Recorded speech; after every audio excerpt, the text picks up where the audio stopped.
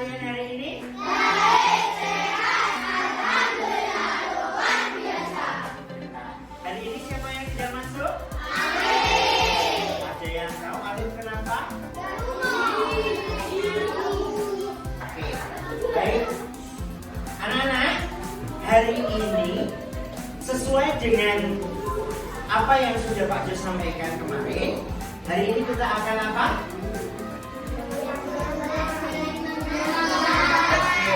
Karena ini semester 2 ya, awal tahun pelajaran semester 2, maka kita akan membuat yang namanya keyakinan.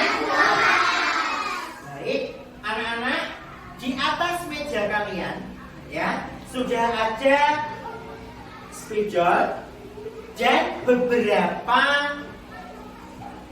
keyakinan, opsi keyakinan kelas yang sudah kita tentukan bersama kemarin ya. Nah, tugas anak-anak nanti adalah silahkan berdiskusi masing-masing kelompok sesuai dengan kelompoknya. Tentukan satu keyakinan kelas yang akan kalian sepakati dan akan kalian gunakan selama di semester 2 ini. Paham?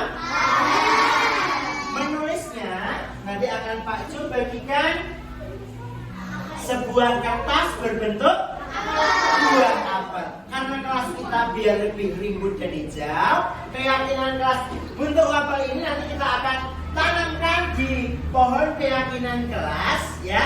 Pohon ini nanti akan berbuah manis seperti keyakinan yang akan kita buat. Nah, sama seperti di semester 1 ya keyakinannya. Nah, silahkan nanti anak-anak bisa berdiskusi. Pak Jo akan memberikan waktu. Pak Jo akan membagikan kertas ini. Ya. Warna hijau.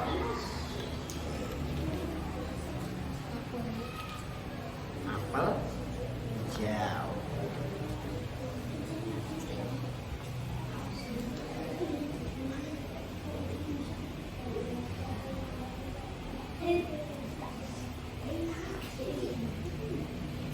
Apel yang masih belum bentuknya apa?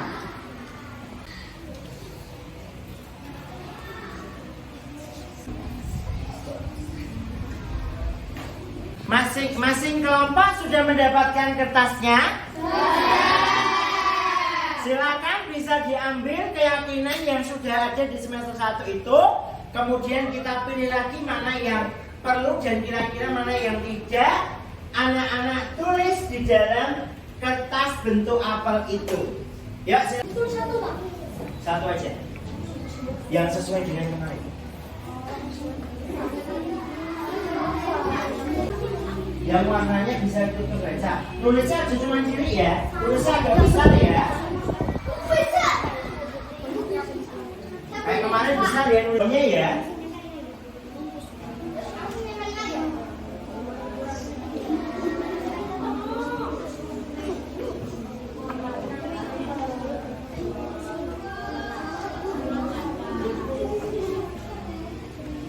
Selesai anak-anak? Sekarang kalau sudah selesai, perwakilan dari kalian, perwakilan kelompok tunjuk satu orang untuk menempelkan kesepakatan yang sudah ada di dalam pohon. Tapi sebelumnya dibaca dulu ya. Dibaca, kemudian tempelkan. Yuk dimulai dari kelompoknya Rara. Bikin kesepakatan apa kelompokmu? Membudayakan membaca. Membudayakan membaca. Setuju? Setuju. Oke, silakan dinyatakan di pohon. Oke. Ya, silakan duduk. Bersih.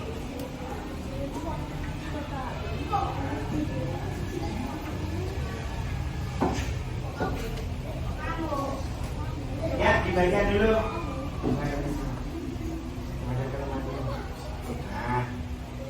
Apa? Saling menghargai dan menghormati baik kepada teman. teman-teman maupun kepada bapak ibu guru. Sepakat? Sepakat. Oke, silakan duduk.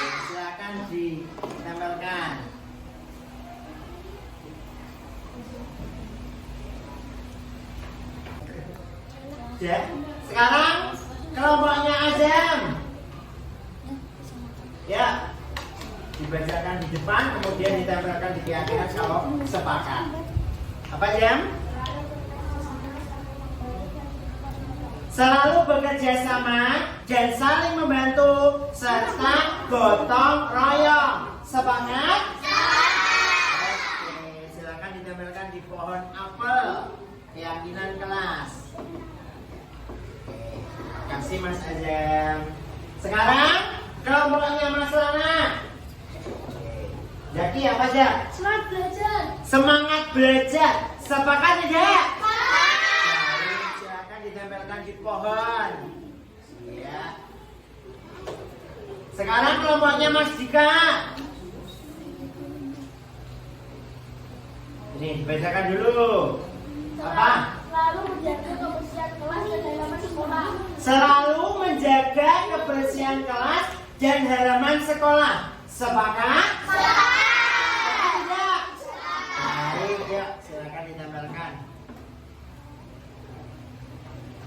Oke. Dan kelompok yang terakhir, sekarang kelompoknya Mas Rafa. Dibacakan dulu. Ya. Dia cepat. Apa? Meningkatkan disiplin. Sepakat? Sepakat. Ya, silakan. Tempelkan. Oke. Terima kasih Mas Rafa.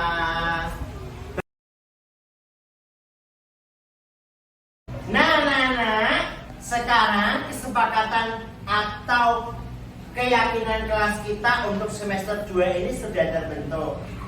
Apabila keyakinan atau kesepakatan kita ini kita langgar, maka anak-anak akan mendapatkan konsekuensi. Konsekuensinya apa? Nanti akan kita bahas, ya. Nanti akan Pak Jo tentukan seberapa apakah kamu bersalah atau tidak, melanggar atau tidak, ya. Baik itu. Nah, sekarang keyakinan ini sudah kita bentuk. Semoga kita bisa menjalankan atau menjaga keyakinan kelas yang telah kita sepakati.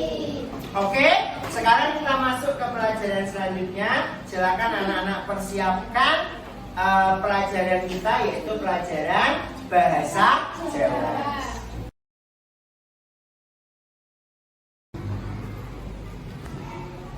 Assalamualaikum warahmatullahi wabarakatuh. Waalaikumsalam warahmatullahi.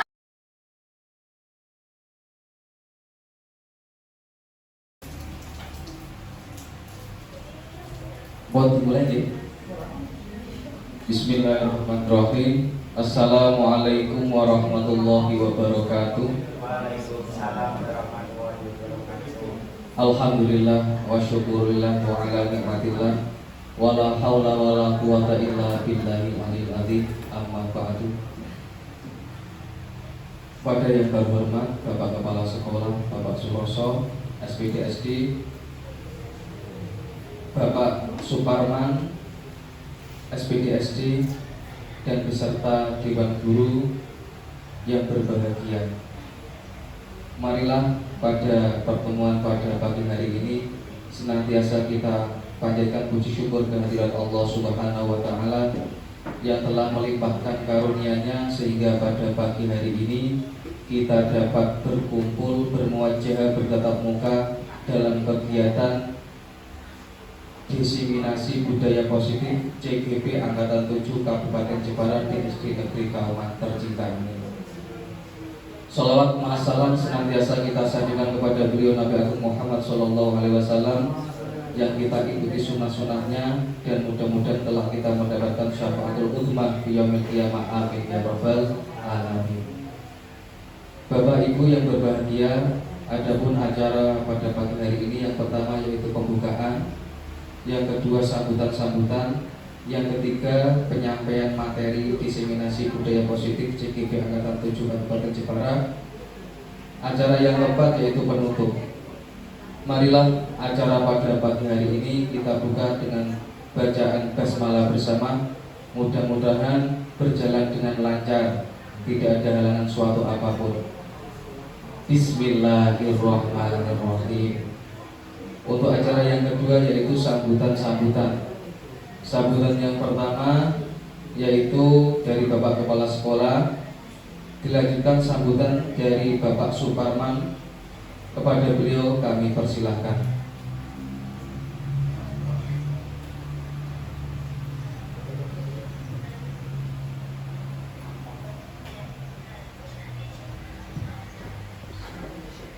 Assalamualaikum warahmatullahi wabarakatuh. Bapak Ibu yang kami hormati, pertama-tama mari kita mengucapkan syukur alhamdulillah yang mana pada siang hari ini kita semua bisa berkumpul di SD Negeri Kauman ini. Bapak Ibu yang kami hormati, hari ini adalah designasi dari CGP dari cuma ada 2 CGP, satu SD yang di Jepara ini yang satu SD ada 2, cuma di Kauman. Lainnya banyak yang ngomong. Oleh karena itu, monggo ibu-ibu yang lain, Bapak ini Mas Joko barang ini, monggo kita apa ya daftar. Pokoknya tanya saja mereka. Tidak ada, ya mungkin tugasnya memang banyak, tapi yang bicara di begitu mungkin akan dengan mudah.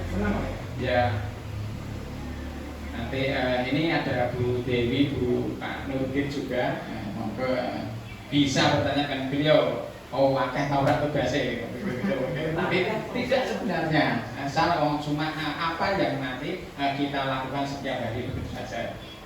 Cuma nanti kita dokumentasikan begitu. Bapak Ibu yang saya hormati, sebenarnya di siang hari ini kegiatannya ada 2, yaitu tentang designasi budaya positif dan diskusi visi misi perubahan dari CGP. Tapi karena mengingat waktu, kalau dilaksanakan sesuai sesungguhnya, nanti pulangnya mungkin sampai jam 5.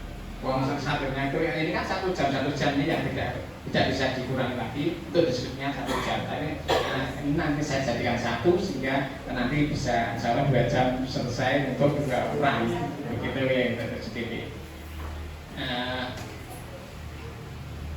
Bapak Ibu yang saya hormati, mari kita dukung teman dari CGP ini karena semua itu kita semua itu sebenarnya agen perubahan.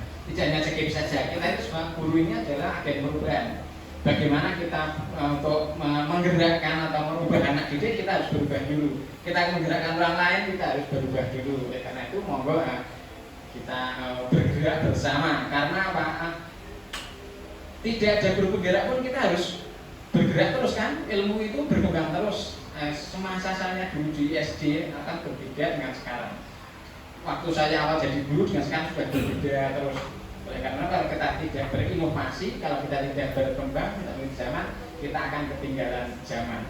Dan nanti kalau kita kita tidak bergerak mengikuti perkembangan, ya sekolah kita akan tereliminasi dengan sendirinya.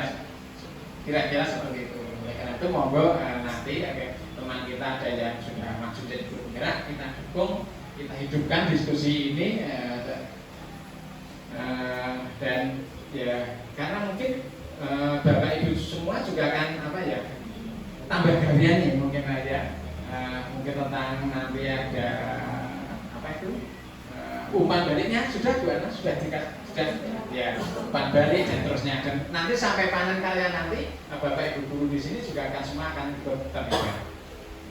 Kira-kira begitu yang bisa saya sampaikan. Sekali lagi terima kasih atas dukungannya. Semoga teman kita 2 ini khususnya kita dukung jadi nanti 6 bulan ke depan mereka tidak jadi CGP lagi, tapi menjadi guru penggerak.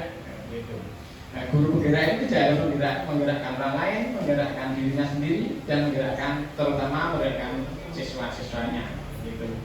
Dan siapa yang bisa menjadi guru penggerak? Mungkin Pak Mutoha juga bisa karena mereka punya SIPKB juga kan? Siapa? Semua SIPKB. Saya sudah 5 tahun, umurnya belum 50, tapi lebih dari 50 menjadi PP. seperti saya Bu Endang mungkin bisa menjadi PP sebagai saya Indonesia. ya Bisa tidak ya? ya gitu. Itu yang bisa kami sampaikan. Monggo kita lanjut diskusinya nanti karena diskusi ini sebenarnya saya hanya sebagai pemantau saja. Saya akan di belakang sana atau nanti karena saya juga mengikuti kegiatan yang lain prestasi nanti saya akan di ruang sebelah kayak begitu. Monggo Bapak Ibu kita lanjut. Mungkin nanti Pak Jo ini nanti 1 jam kurang lebih begitu ya. Kalau sudah lebih mohon nanti teman yang ada yang mengingatkan agar ya kira-kira begitu. Dan nanti dilanjutkan oleh Bu Ana 1 jam berikutnya begitu kira-kira. Monggo mungkin Bapak Ibu akan mengurangi kemerdekaannya biasanya setelah mulai ke Jogan-Jago. Mari kita Jogan-Jagonya di sini sampai belajar bersama tentang budaya positif yang akan disampaikan oleh Pak Jo dan Bu Ana itu, dan bagaimana nanti Bapak Ibu akan mensikapi, mendukung dan mensiasati ini. Ini tidak searah ya. Kalau Bapak Ibu ada yang kurang serak atau apa, monggo nanti kita kita tanya, kita diskusikan di ruang yang ini di forum destinasi ini. Sekian, terima kasih. Assalamualaikum warahmatullahi wabarakatuh. Waalaikumsalam warahmatullahi wabarakatuh.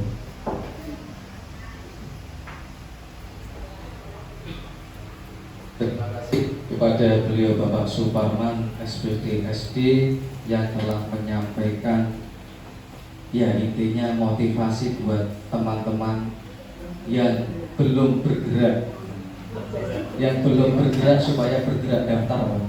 Agus kulon ini mau daftar tapi dereng lulus. Soalnya memang jaraknya dari divisi daftar tapi dari divisi. Ya itu. Kalau tentunya Pak Joko ini saya sudah siap lahir batin. Ya, terima kasih. Untuk acara yang selanjutnya, acara yang ketiga yaitu penyampaian materi diseminasi budaya positif CGP yang akan disampaikan oleh Bapak Dian Budiarjo SPD. Kepada beliau kami persilahkan. Saya izin pinjam ruang kelas sana ya. Ya Pak.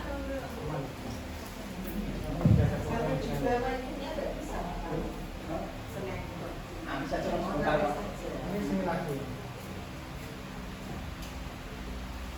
Assalamualaikum warahmatullahi wabarakatuh. Waalaikumsalam warahmatullahi wabarakatuh. Alhamdulillahirabbil alamin wa bihi nasta'in ala umuri dunya waddin. Wassalatu wassalamu ala asyrofil anbiya'i wal mursalin sayyidina wa maulana Muhammadin amma ba'd. Yang saya hormati Bapak Kepala Sekolah SD Negeri Kauman, yang saya hormati rekan sejawat teman Bapak Ibu guru serta staf dan karyawan SDN Negeri Kauman, dan tak lupa kepada seluruh rekan-rekan seangkatan calon guru penggerak angkatan 7 Kabupaten Jepara, khususnya Kecamatan Jepara Kota. Selamat datang di SD kami, di SD yang sederhana dan tampil biasa saja, tapi insya Allah akan jadi luar biasa. Baik, izinkan perkenalkan, saya Dian Budiarjo. Saya adalah calon guru penggerak angkatan ke-7 Kabupaten Jepara yang berasal dari SD Negeri Kauman. Saat ini saya akan menyampaikan materi atau kita akan belajar bersama tentang budaya positif yang akan saya sampaikan dengan nanti rekan CGP angkatan 7 yaitu Bu Ana yang juga berasal dari SD Negeri Kauman. Bisa dilihat pada tampilan slideshow yang sudah ada. Kali ini kita akan berbagi pemahaman dan pengalaman tentang budaya positif. Lanjut Pak.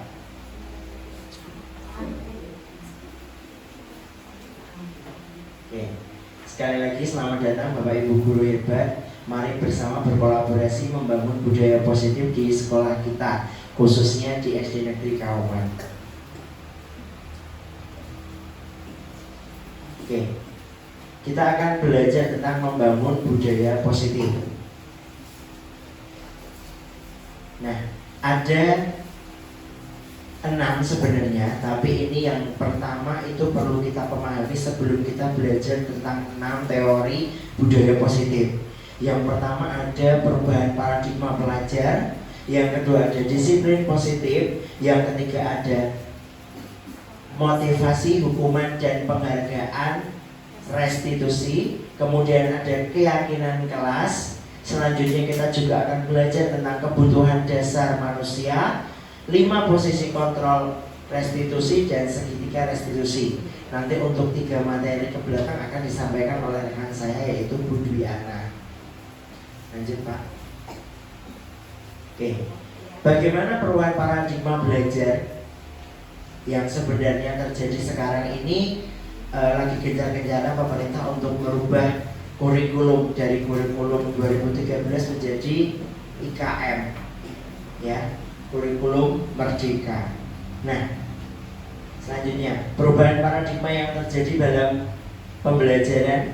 Nah, di sini untuk para perubahan paradigma belajar ada 4 komponen. Yang pertama kebutuhan belajar siswa, yang kedua pembelajaran yang berdiferensiasi, kemudian merdeka belajar dan bermuara pada profil pelajar Pancasila atau kita sebut sebagai P5. Intinya muaranya ke P5. Baik, lanjut Pak. Nah, untuk yang selanjutnya kita akan belajar tentang disiplin positif dan nilai-nilai kebajikan universal. Mari, kegiatan Bapak Ibu semua, kita akan mencoba mempraktekkan, ya. Saya butuh 2 mediasi, mungkin bisa diwakili Pak Rian sebagai orang pertama, kemudian Pak Toha selaku orang kedua, ya. Monggo Pak bisa ke depan berdua. Nah, orang yang pertama ini atau Pak Rian nanti akan menjadi orang yang mengepalkan salah satu tangan Anda dan membayangkan Anda menyimpan sesuatu yang sangat berharga di dalam tangannya panjenengan. Sebelah sini Pak. Pak Mun sebelah sini. Oke. Pak Rian mencoba untuk mengepalkan tangan, kemudian menggenggam sekuat tenaga, ya, yang sangat berharga, entah itu uang, entah itu apa, pokoknya intinya ini mencoba untuk menggenggam. Nah, Pak Muntoha akan mencoba menjadi orang kedua, entah jenengan mau bujuk, entah jenengan mau eksekusi dengan apapun, merayu Pak Rian dengan bagaimanapun supaya Pak Rian bisa membuka tangannya. Kira-kira apa yang panjenengan lakukan Pak? Kalau biasanya itu membujuknya itu ya, bisa dengan perasaan, Ya. atau bisa dengan kekerasan juga, emosi juga bisa, tergantung kita melakukannya. Kalau saat ini jenengan melakukannya dengan cara apa? Perasaan, Bang. Perasaan. Perasaan. Karena saya melihat tangannya itu wow kan gitu, besar banget tangannya, jempolnya loh Pak gede. Nah, sekarang Pak Rian selaku orang B. Pak Rian kan menggenggam, katakanlah Pak Ngga ini menggenggam sesuatu yang berharga sekali buat Pak Rian. Nek dibujuk sama Pak Mun atau Pak Toha dengan perasaan, kira-kira jenengan itu mau melepaskan barang tersebut apa tetap mau menggenggam? Saya mau tetap menggenggamnya. Yakin? Insya Allah yakin. Kalau mau dibayar berapapun, 100 juta pun? Ya, saya sih punya pendirian, jadi tetap saya genggam. Oke, berarti Pak Rian tetap akan menggenggam ya? Ya. Oke, baik. Nah, kita akan menemukan jawabannya di slide berikutnya. Terima kasih atas partisipasinya. Ya, silakan. Silakan dilanjutkan. Nah, untuk selanjutnya, nah, ini pertanyaannya. Apakah Anda atau teman membuka kepalan tangannya? Tadi Pak Rian alasannya tidak membuka kepalan tangan. Mengapa? Apa alasannya membuka kepalan tangan Anda atau tidak membuka? Alasan Pak Rian adalah karena saya punya prinsip. Prinsip. Kemudian pertanyaan selanjutnya, apakah Anda atau pasangan menutup kepalan tangan Anda? Mengapa, apa alasan tetap menutup kepalan itu tadi ya? Sama ya, hampir sama. Jadi alasannya kalau dibuka kenapa, kalau tidak dibuka kenapa. Tapi tadi Pak Rian menunjuk tidak akan dibuka. Kira-kira kalau Bu Dewi sama Pak Udin, Bu Dewi genggam gajiannya Pak Udin, ya. Terus Pak Udin bujuk rayu, Bu Dewi gimana Bu? Menolak ya, karena itu adalah hak nafkah suami ke istri.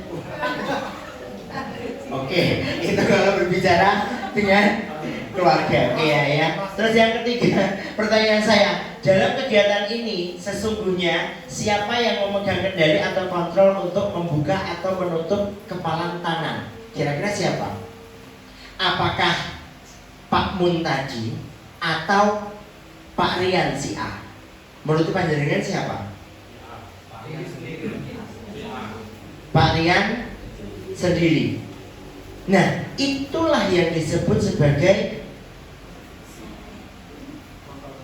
posisi kontrol pada diri.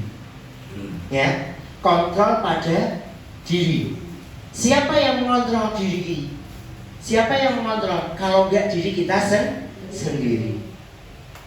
Jenengan seperti Pak Rian tadi, dia bisa mengontrol karena dia punya prinsipnya sangat kuat, bagus. Nah, itu kita sebagai manusia itu harus memiliki kontrol diri.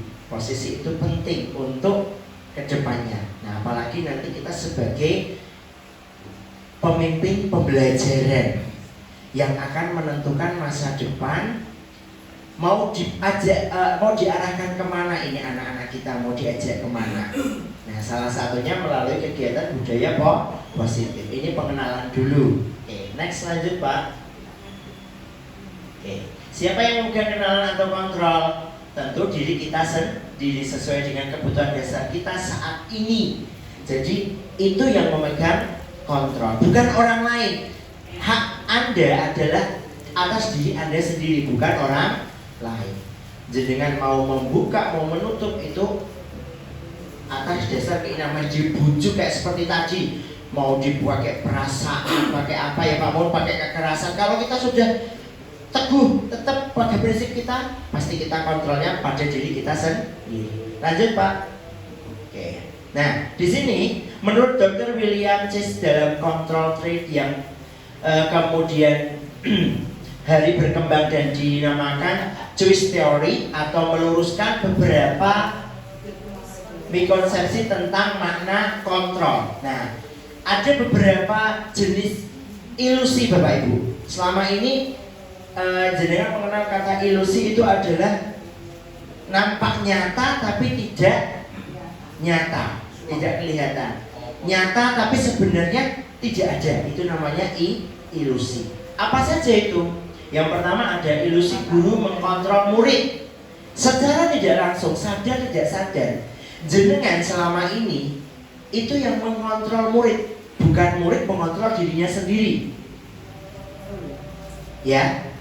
Nah, itu yang perlu kita saat ini rubah. Ilusi tentang guru mengontrol murid. Yang kedua, ilusi bahwa semua penguatan positif, efektif dan bermanfaat. Maksudnya bagaimana? Di sini bisa kita baca. Penguatan positif atau bujukan adalah bentuk-bentuk kontrol dalam jangka waktu tertentu. Ya, dalam jangka waktu tertentu. Kemudian murid tersebut akan menyadarinya dan mencoba untuk menolak bujukan kita, atau bisa jadi murid tersebut menjadi tergantung pada pendapat sang guru untuk berusaha. Contoh, Pak Joko mengajarkan perkalian, padahal sistem perkalian itu bisa menggunakan tangan, tapi Pak Joko memaksa muridnya untuk menghafalkan. kamu harus hafal perpangkatan pangkat 3, sampai memberikan hukuman di mana Pak Joko harus, anak pokoknya kamu harus nulis sampai selesai baru boleh pulang. Ya, itu tidak akan merubah keadaan. Kenapa seperti itu? Karena justru itu menekan anak, bukan malah membantu anak. Karena anak akan sadar, Allah tujuannya hanya untuk sementara. Baru kan aku wis muda untuk kelas 6, wis lulus, wis bebas aku sama kuwi. Nah, seperti itu maksudnya, okay? Kemudian untuk ilusi bahwa kritik dan membuat orang merasa bersalah dapat menguatkan karakter. Maksudnya bagaimana? Menggunakan kritik dan rasa bersalah untuk mengontrol murid menuju pada identitas gagal. Mereka belajar untuk merasa buruk dengan diri mereka. Kadang kita sebagai guru tanpa sadar kita itu malah menjatuhkan murid. Contoh misalkan, kadang saya pun melakukan itu, dan ini saat ini saya mencoba untuk melakukan perubahan pada diri saya. Dimulai dari diri saya, kemudian kita bersama. Nah seperti itu ya. Nah kadang kita, saya sendiri kadang-kadang sama anak didik saya menganggap bahwa anak didik saya itu kurang mampu dan tidak mampu. Padahal kita sebagai pendidik itu tidak boleh seperti itu. Karena setiap anak itu punya cara tersendiri untuk menyampaikan, untuk mengungkapkan, untuk melakukan kegiatan atau bahkan cara proses berpikir mereka. Mereka punya keinginan untuk diri sendiri. Justru kita sebagai pendidik harus memberikan fasilitas, begitu, ya. Kemudian ada ilusi bahwa orang dewasa memiliki hak untuk memaksa. Jenengan sadar nggak, Bu Endang? Kadang jenengan, nah, ini disapu, ayo, Gege, ini sekarang mulai, Gege cepat-cepat ya. Jajan, ayo, ini dibeli. Nah, kadang kita sebagai orang dewasa terhadap anak itu semena-mena, artinya kita memaksa.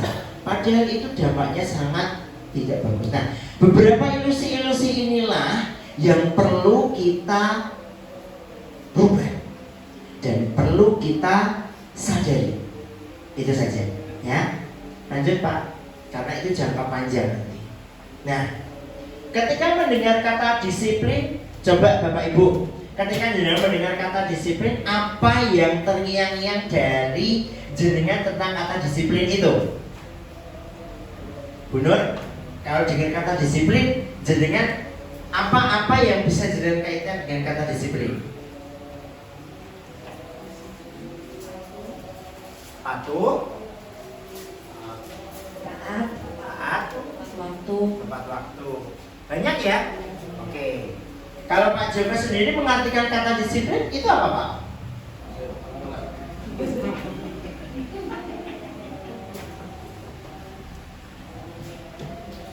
Apa ya? Taat aturan. Taat, Apa lagi? tanggung jawab. Kalian silakan. Terus jenengan apa lagi? Kok susah sih Pak? Kayak mau ditawari mau nikah aja. Ya. Ya, taat kepada aturan, dia juga dengan tanggung jawab. Terus apalagi ya? Tadi kalau patuh sudah disebutkan semua.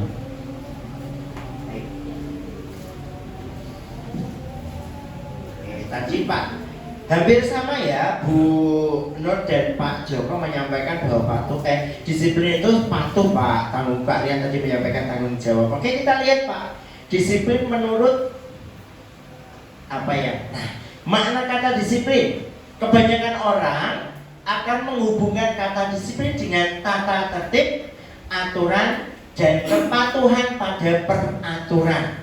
Seperti tadi Bu Nur patuh, ya kan? Mesti berkaitan dengan aturan. Nah, seperti itu.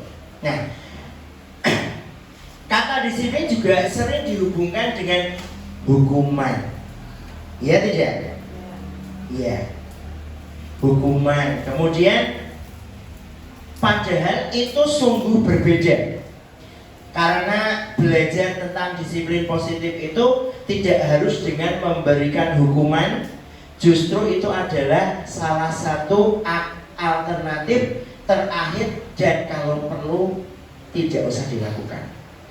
Kadang-kadang kan kita sebagai pendidik ya dengar kata disiplin, ini kalau kamu melanggar berarti kamu dihukum. Nah, kalau bisa sebagai pendidik kita hilangkan stigma itu, kita rubah. Kalau bisa jangan digunakan. Nah, disiplin positif, nah disiplin, ya. Kemudian digunakan sama sekali. Dalam budaya kita, makna kata disiplin dimulai menjadi sesuatu yang dilakukan seseorang pada orang lain untuk mendapatkan kepatuhan. Kita cenderung menghubungkan kata disiplin dengan ketidaknyamanan. Artinya kita kalau berbicara patuh pasti ada sejenis ya tadi berkaitan dengan hukuman, dengan rasa kalau ada aturan pasti kita harus patuh. Kalau kita nggak patuh pasti kita dihukum. Lanjut Pak. Makna kata disiplin menurut Ki Hajar Dewantara menyatakan bahwa untuk mencapai kemerdekaan atau dalam konteks pendidikan kita saat ini, untuk menciptakan murid yang merdeka, syarat utamanya adalah harus ada disiplin yang kuat. Disiplin yang dimaksud adalah disiplin diri yang memiliki motivasi internal.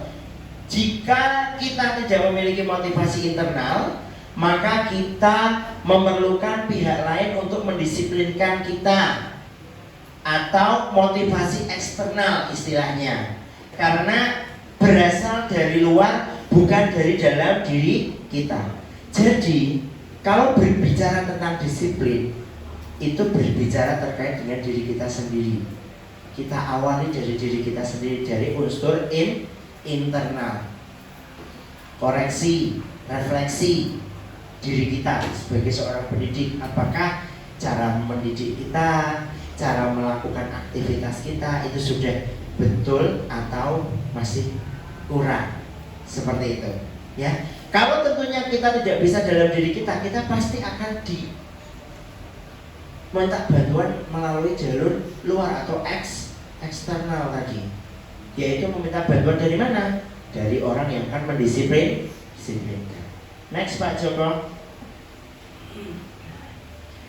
Dengan kata lain, seseorang memiliki disiplin diri berarti mereka bisa bertanggung jawab seperti yang tadi Pak Rian sampaikan terhadap apa yang dilakukan, karena mereka berdasarkan tindakan mereka pada nilai-nilai kebajikan universal. Apa itu sih kebajikan universal? Jadi nilai-nilai kebajikan universal itu tadi ya muaranya ke profil pelajar Pancasila. Nah, Bu Ida selaku guru kelas 1 P5 profil pelajar Pancasila itu apa saja Bu?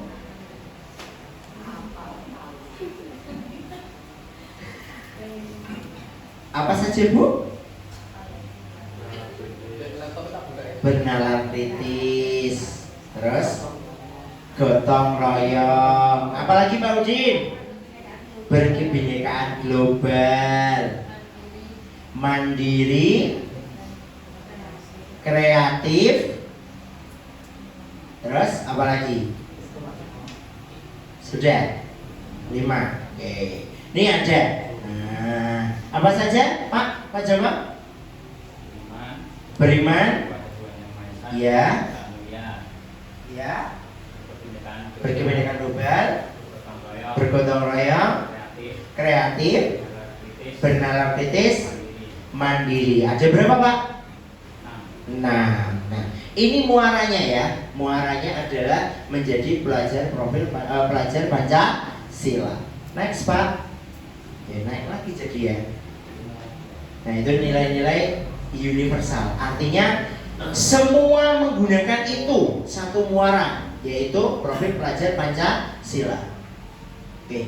Nilai-nilai kebajikan universal berarti nilai-nilai kebajikan yang disepakati bersama.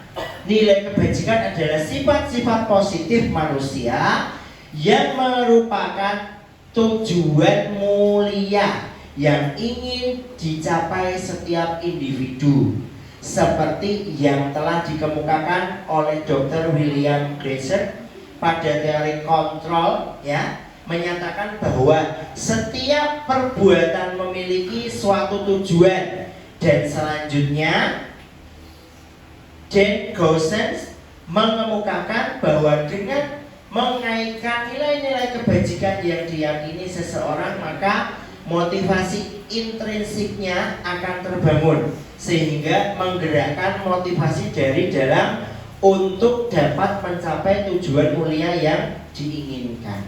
Tuh, nilai-nilai positifnya. Tapi untuk anak-anak, untuk murid, nilai positifnya adalah profil pelajar Pancasila. Ya, lanjut Pak. Nah, nilai kebajikan universal. Nah, ini tadi yang disampaikan ya. Ada beriman bertakwa kepada Tuhan Yang Maha Esa dan berakhlak mulia. Ini kaitannya kita dengan Tuhan kita, keyakinan kita. Kemudian ada mandiri, diharapkan peserta didik atau murid itu bisa melakukan aktivitas pembelajaran secara mandiri. Nah, kemudian ada bernalar kritis, mampu menciptakan terobosan-terobosan baru dengan menggunakan daya imajinasi mereka, seperti itu. Kemudian ada berkebinekaan global, maksudnya memiliki rasa cinta tanah air kepada Indonesia khususnya maupun kepada universal atau kepada dunia. Nah, kita respect kepada perbedaan. Nah, kemudian ada bergotong royong. Nah, ini salah satu ciri khas bangsa Indonesia adalah gotong royong. Tidak ada di negara yang lain yang bisa kita temui gotong royong selain di Indonesia. Kemudian yang terakhir adalah kreatif. Nah, jadi anak itu bisa melakukan aktivitas-aktivitas baru, menghasilkan sebuah karya yang memacu bahwa kreativitas mereka dinilaikan. Inilah yang dinamakan nilai-nilai kebajikan universal menurut pendidikan, yaitu profil pelajar Pancasila. Next Pak. Oke. Nah, kalau tadi kita sudah belajar tentang nilai-nilai, sekarang kita menuju ke materi yang kedua, yaitu teori motivasi, hukuman dan penghargaan serta restitusi. Apa sih Pak ini? Kok aku nggak tahu krungu? Restitusi ini apa lho Pak? Nanti akan dijelaskan lebih detail lagi kalau restitusi sama Bu Ana nanti ya. Lanjut Pak. Nah, Dan Goossens dalam bukunya Restructuring School Discipline menyatakan ada 3 motivasi perilaku manusia. Yang pertama adalah untuk menghindari ketidaknyamanan atau hukuman. Yang kedua, untuk mendapatkan imbalan atau penghargaan dari orang tua. Yang ketiga adalah untuk menjadi orang yang mereka inginkan dan menghargai dirinya sendiri dengan nilai-nilai yang mereka percaya. Yang pertama, untuk menghindari ketidaknyamanan atau hukuman. Kadang anak tidak sadar, ya, jenengan anak terpaksa mengerjakan PR karena dia takut dihukum. Itu untuk menghindari ketidaknyamanan. Yang kedua, untuk mendapatkan imbalan atau penghargaan dari orang tua. Kadang anak termotivasi, aku main apa mau, aku main gaji Pak Joko, apa gaji 5.000. Nah, itu misalnya Pak, tapi ya kita aja nggak tahu sih. Bercanda Pak Joko. Tapi itu bukan sesuatu hal yang bagus ya. Kalau bisa tidak perlu dilakukan, karena itu hanya untuk jangka pendek, tidak baik untuk jangka panjangnya. Kemudian yang terakhir, untuk menjadi orang yang mereka inginkan dan menghargai dirinya sendiri dengan nilai yang mereka percaya. Kadang-kadang ini, aku gak percaya omongane Pak Joko, sing bener kan ini. Nah, dia lebih menekankan diri Lanjut Pak. Nah, yuk kita berdiskusi lagi. Menurut Anda, dari ketiga jenis motivasi tadi, motivasi mana yang saat ini paling banyak mendasari perilaku murid-murid Anda di sekolah? Terus bagaimana cara Anda mengatasinya? Bu Ida, jenengan coba Pak kembali lagi ke slide yang tadi Pak. Murid jenengan kelas 1 itu lebih condong kemana dari ketiga ini? Yang pertama kah? Yang kedua kah? Atau yang ketiga? Yang pertama. Saya juga begitu Bu. Mereka itu seperti itu. Kalau kita lebih menguniversalkan, Bu Endang, Nek, yang mana Nek? Menghindari ketidaknyamanan karena hukuman, atau mendapatkan penghargaan dari gurunya, atau punya prinsip sendiri itu anak? Punya prinsip sendiri, tidak mau nganut ya? Oh, kelas 3. Oke. Nah, terus bagaimana caranya kita mengatasinya? Next Pak, kita 2 step lebih jauh. Nah, mari menganalisis, ya. Ia kurang menguasai pelajaran matematika sehingga pada saat pada saat pelajaran tersebut berlangsung, dia lebih banyak terdiam di atau menggambar di buku pelajaran. Pada saat guru matematikanya Pak Seno menanyakan pertanyaan, Iva menjadi gugup. Ini adalah contoh dari kasus ya. Iva kurang menguasai pelajaran matematika sehingga pada saat pelajaran tersebut berlangsung, dia lebih banyak terdiam diri atau menggambar di buku pelajaran. Pada saat guru matematikanya Pak Seno menanyakan pertanyaan, Iva menjadi gugup dan tak sengaja menjatuhkan tasnya dari kursi serta tiba-tiba menjadi gagap pada saat berupaya menjawab. Seluruh kelas pun tertawa melihat perilaku Iva yang berbicara gagap dan terkejut terhadap Pak Seno pada saat itu. Pak Seno pada saat itu membiarkan teman-teman Iva menertawakan Iva yang tergagap dan malu luar biasa, dan malahan minta Iva untuk maju ke depan dan berdiri di depan kelas sambil menunjuk hidungnya karena tidak bisa menjawab pertanyaan Pak Seno. Kelas makin gaduh dan anak-anak pun tertawa melihat Iva di depan kelas memegang ujung hidungnya. Next. Nah, menurut Anda semua atau Bapak Ibu semuanya, dengan tindakan Pak Seno terhadap Iva itu bagaimana? Setuju atau tidak? Ya. Setuju atau tidak? Bu Ija tidak setuju. Bu Nur, yang dilakukan Pak Seno itu setuju nggak? Kadang kan anak ada yang sibuk sendiri menggambar, terus kita panggil dia gugup. Dia sudah gugup, ditertawakan temannya, disuruh maju untuk. Kenapa kira-kira Pak Udin tadi bilang tidak setuju? Kenapa Pak Udin? Itu nanti akan menyakiti anak. Akan? Itu lama sekali. Oke, akan menyakiti anak ya, akan menyakiti, dan dampaknya sangat. Nah, menurut Anda tindakan Pak Seno terhadap Iva adalah sebuah hukuman atau konsekuensi? Coba itu pertanyaannya. Menurut jenengan yang dilakukan Pak Seno terhadap Iva itu hukuman atau konsekuensi? Hukuman. Oke. Nah, kita akan belajar tentang hukuman, konsekuensinya. Oke. Banyak yang bilang memang itu merupakan hukuman ya Pak Udin ya. Karena itu tadi dampaknya bisa berpengaruh buruk pada anak jangka panjang. Anak akan malu, harga dirinya dipermalukan oleh teman dan gurunya. Itu merupakan salah satu bentuk hukuman. Mari kita lihat jawabannya. Ya Pak Joko, jeng. Apakah perbedaan antara hukuman, konsekuensi dan restitusi? Apakah restitusi itu? Restitusi adalah proses penciptaan penciptaan kondisi bagi murid untuk memperbaiki kesalahan mereka sehingga mereka bisa kembali pada kelompok mereka dengan karakter yang lebih kuat.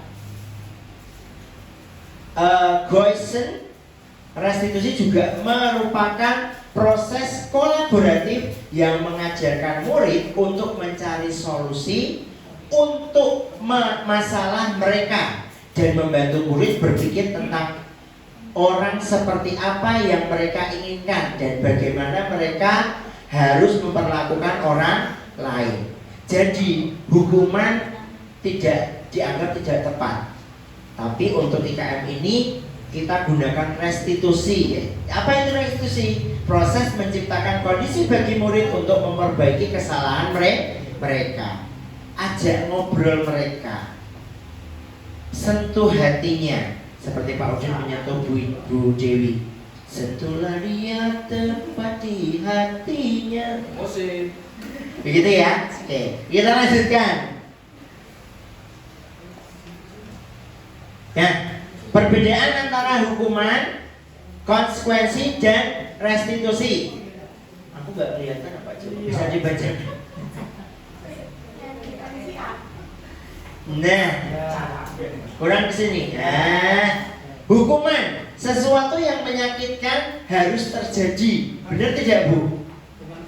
Nah, terus tidak menyaman untuk murid anak untuk jangka waktu panjang, menjadi korban mendapatkan keadilan.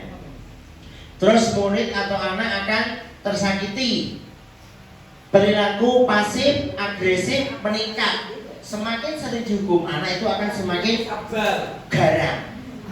Iya. Kebal hukuman. Menganggap bahwa hukuman itu alah biasa. Ya, seperti itu ya.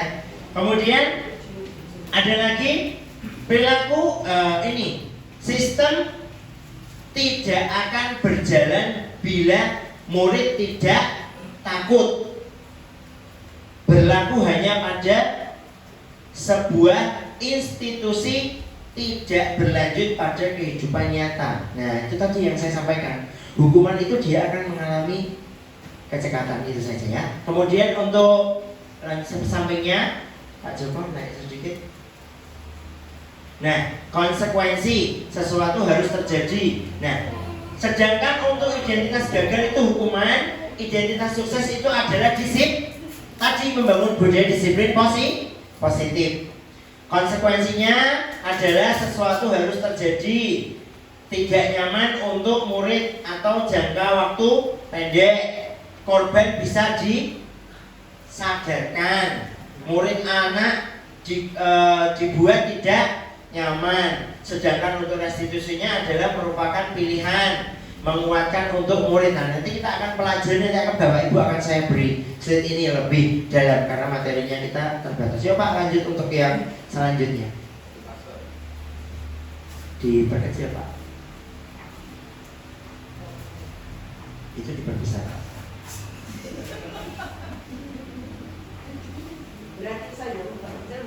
Ya bisa Bu. Kasihkan ke Pak Joko saja sebagai ahlinya. Hukuman bersifat tidak terencana atau tiba-tiba. Ini perbedaannya. Anak atau murid tidak tahu apa yang dia terjadi dan tidak dilibatkan. Hukuman bersifat satu arah saja karena menuju kepada si anak. Kemudian dan pihak guru yang memberikan, dan murid hanya menerima suatu hukuman tanpa melalui suatu kesepakatan atau pengarahan dari pihak guru, baik sebelum atau sesudahnya hukuman yang diberikan, bisa berupa fisik maupun psikis ya. Murid atau anak disakiti oleh suatu perbuatan atau kata-kata sementara ini untuk disiplin, dalam bentuk konsekuensi bukan hukuman. Jadi bedanya itu ya, hukuman dan konsekuen. Kalau kita menerapkan disiplin, muaranya adalah apa tadi? Konsekuensi. Sedangkan kalau tadi kita berbicara tentang hukuman, ya tadi hukuman bisa berupa fisik maupun psikis. Tuh. Oke, itu perbedaannya. Nah, jangkanya konsekuensi tetap dibuat tidak nyaman atau jangka waktu pendek. Anak tidak merasa tertekan selamanya, begitu. Lanjut Pak. Nah, dihukum oleh penghargaan. Nah, tadi yang kedua, penghargaan yang jenengan berikan itu bisa merupakan menjadi hukuman bagi mereka.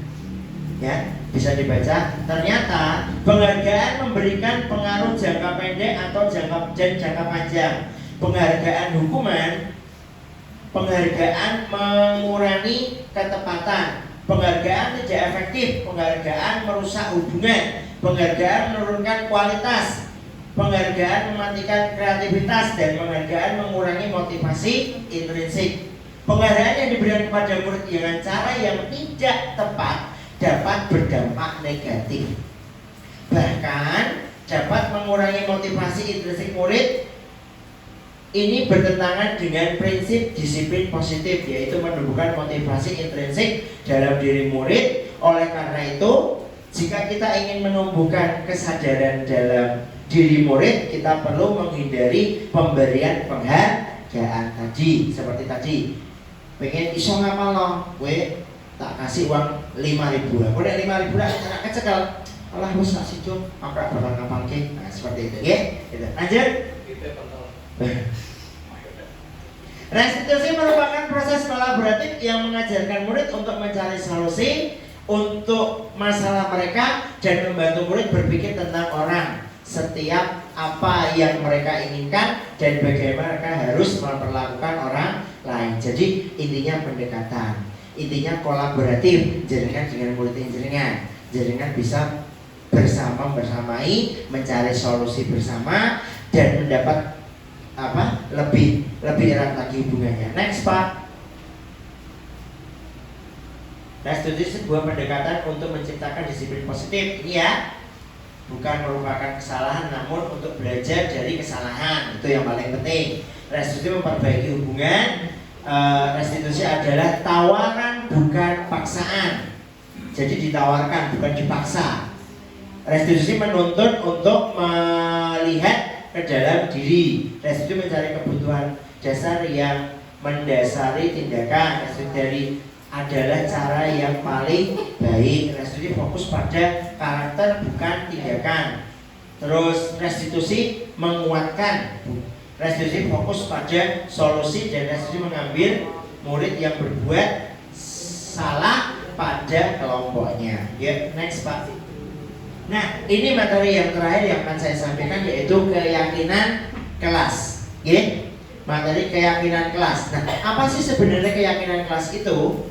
Keyakinan kelas adalah salah satu nilai kebajikan universal yang diyakini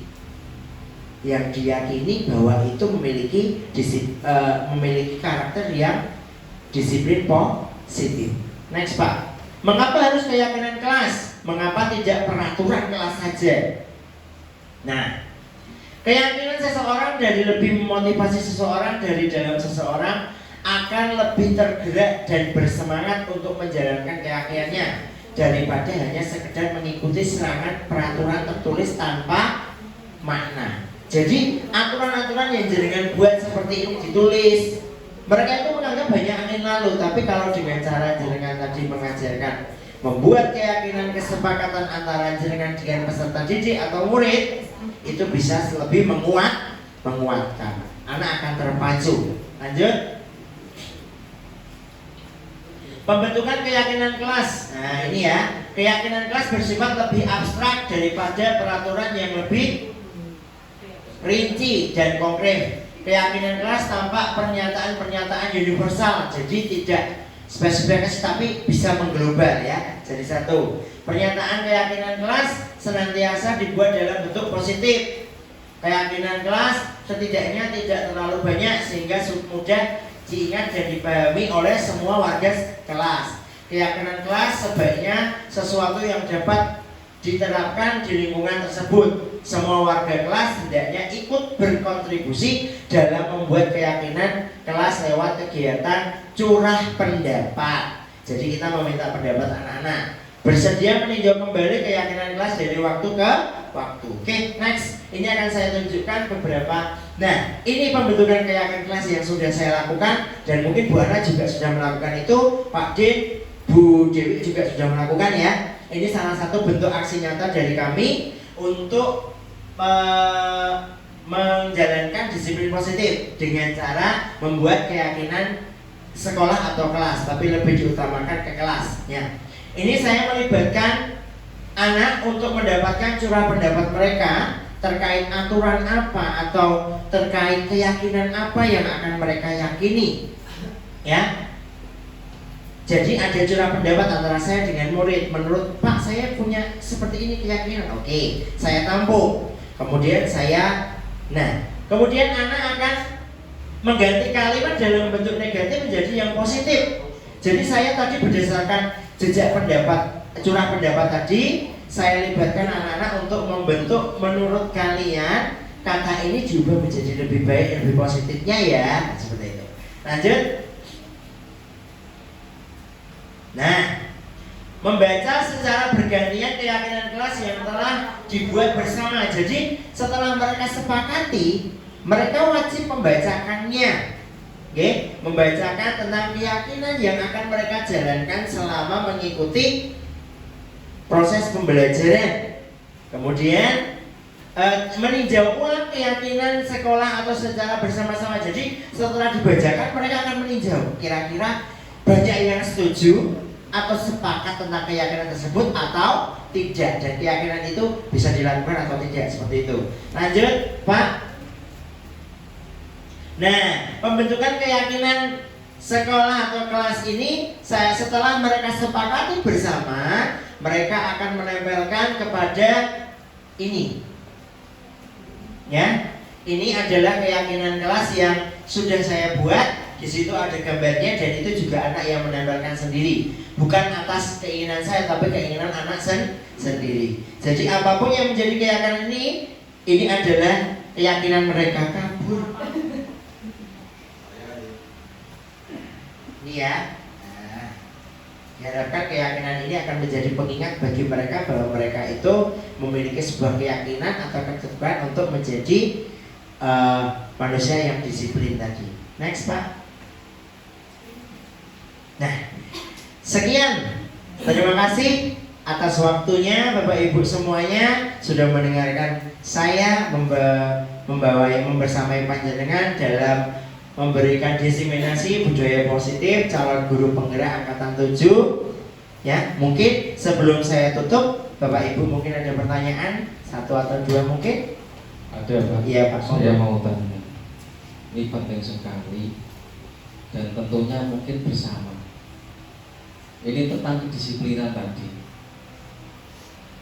Kedisiplinan tadi menurut jenengan kan, ya disiplin positif. Kan memang seharusnya, ya bukan seharusnya, kan ada aturan. Ya kan, Pak? Aturan ini pasti ada aturan. Kalau tidak dilaksanakan ada konsekuensinya. Saya tidak berbicara hukuman. Kalau hukuman beda lagi, kalau kasar. Ya memang kalau hukuman tidak ada kan Ya. disiplin positif. Disiplin positif, kemudian ada aturan, ada konsekuensi. Lah, intinya gini, Pak. Ini tentunya di SD kita sendiri ini. Menyadarkan anak-anak bisa yang dimaksudkan disiplin itu bagaimana? Disiplin yang bagaimana? Mungkin jangan bisa mencontohkan. Anak ini orang tuh hukuman terus manut, ini contohnya bagaimana? Karena selama ini sudah lama, Pak. Selama ini kan sudah lama menyadarkan anak-anak ben ini terkait dengan dulu moto saya ketika kuliah, sadar diriku orang enak, ini orang enak meneh, orang sadar. Aku ketinggalan nih, Pak. Sadar diriku tidak enak lagi, tidak sadar diri. Iki pas wayang lagi arep masuk kuliah itu biasanya bawa spek ini. Kaosnya tulisannya menurut bodi. Sadar diri tidak enak lagi, tidak disiplin. Oke. Nah itu. Lah intinya yang real saja, yang jelas. Contohnya bagaimana? supaya anak ini manut. Tentunya terus nanti kan ibaratnya dari anak ini dong kalem, emosinya bisa teratur, intinya seperti itu. Karena jelas Bapak Ibu mungkin di lingkungan kita memang maklum ya pesisir Pak. Dari keluarganya pun keras. Sembuh kono sekolah, rakno sekolah, rakno wapok itu. Nah, bahasanya dari orang tua seperti itu. Nah kita kan tadi sudah IKM kurikulum merdeka. Nah yang dimaksud disiplin untuk menyadarkan diri pada anak itu yang bagaimana? Mungkin bisa dicontohkan kan? Terima kasih. Ya. Nah tadi Pak yang sudah saya jelaskan salah satunya adalah membuat keyakinan kelas, menyadarkan, melibatkan mereka. Itu salah satunya. Nanti masih ada lagi dari Bu Ana, nanti akan disampaikan tentang segitiga restitusi. Di situ nanti jenengan akan terjawab bagaimana cara menyelesaikan masalah seperti itu terhadap anak. Karena ini nanti bukan ada kaitannya dengan saya, itu nanti ada kaitannya dengan Bu Ana, dengan di segitiga restitusi. Nanti. Ya, siap, saya tunggu ya Bu. Baik. Nah, itu pertanyaan dari Pak Mun luar biasa sekali karena itu demi memajukan SD kita tercinta. Karena memang karakteristik anak saya pertama kali ngajar di sini pun saya kaget Pak. Hah? Begini. Saya pikir SD kota. Ternyata saya diketawain Bu Endang sama Pak Joko. Bu, iki kelas 3 muridnya jenengan sing paling meconol sing iso sapa? Meconol kabeh. Sing genah ta Bu? Iya, kok lek kowe ngerti? Pak Joko. Kojo. Kowe nek wis nduk nggon kene kok lagi ngerti dhewe. Saya penasaran. Piye? Ya, karena memang terus terang Bu Dewi, Pak Udin, saya masuk ke sini kan pandemi, pembelajarannya online. Kan nggak tahu karakter, bahkan saya sempat dibully teman-teman. Lu, saya itu kok ada kayak yang telu. Nah memang kenyataannya tugas selalu dikerjakan, nilainya selalu bagus.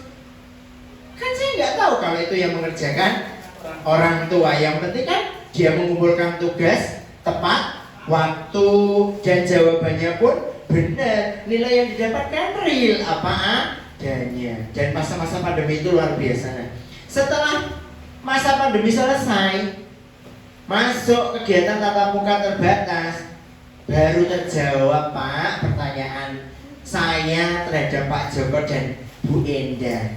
Ojo kaget. Nah, itu saja. Itu pengalaman saya. Pak pun nanti akan disampaikan sama Bu Ana terkait segitiga restitusi dalam menangani permasalahan terhadap anak. Salah satunya tadi disiplin dengan konsekuensi, bukan disiplin dengan hukuman. Gitu. Nah, mungkin itu yang bisa saya sampaikan. Kurang lebihnya saya mohon maaf. Ya, saya akhiri. Saya mengucapkan terima kasih atas waktunya. Mungkin dari tutur kata saya ada yang mungkin tidak berkenan dan tidak menyakiti hati panjenengan, saya mengucapkan mohon maaf. Dan untuk selanjutnya akan disampaikan oleh Bu Dwi Ana. Waktu dan dapat kami persilakan Bu Ana. Sekian dari saya. Wassalamualaikum warahmatullahi wabarakatuh. Waalaikumsalam warahmatullahi wabarakatuh. Tepuk tangan semuanya.